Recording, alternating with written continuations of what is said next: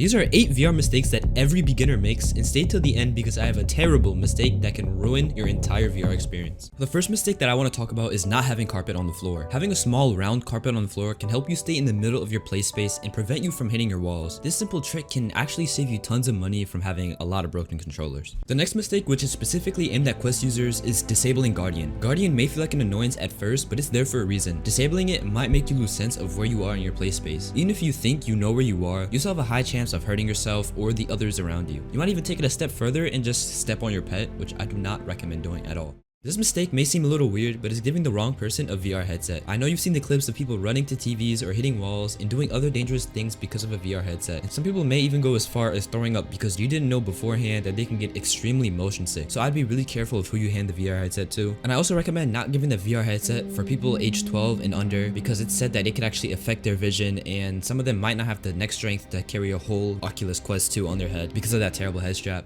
Alright, this mistake is kind of a 2-in-1 deal, but if you have a valve index that has like a really long wire, I suggest you get a pulley system, but you should also watch out for twisting the wire on the headset itself. You can't really replace the wire on the headset, so I'm here to preserve the life of that for as long as possible. So after every play session, make sure you look at your wire and try to untwist it, and make sure you do this for every single play session.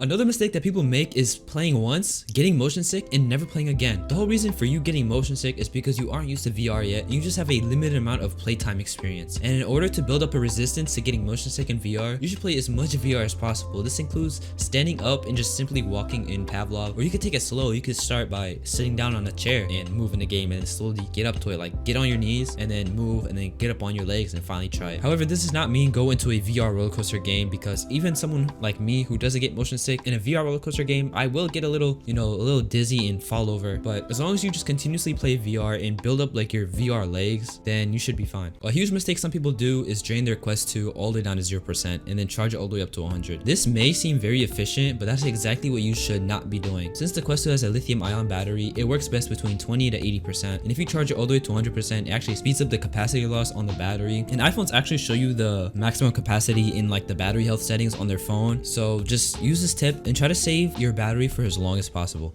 This mistake is tragic, and more people make this mistake than you think. This mistake is using the wrong material to clean your VR lenses. If you use something like a napkin or a tissue paper or anything with a slightly rougher surface, it can actually scratch the lens on your VR headset. So the best thing you can do is buy a microfiber cloth for around like $9, which isn't a whole lot considering you're actually saving your lenses, and just use that to clean your lenses from now on, and it'll actually result in much cleaner lenses. Finally, the mistake you've all been waiting for, this single mistake that beginners will make will destroy their entire VR experience. This mistake is letting the lens of your headset face the sun. The lens are going to act as a magnifying glass and direct more heat and more light onto the screen itself, leaving a burn-in effect. This will completely remove you of all immersion in your games and is very, very difficult to fix. In order to prevent this, you can buy a VR lens cover for relatively cheap, and this can actually save so much of a headache. You just leave your headset anywhere and not worry about the sun, doing its damage. If you enjoyed this video, tell me which mistake actually scared you the most.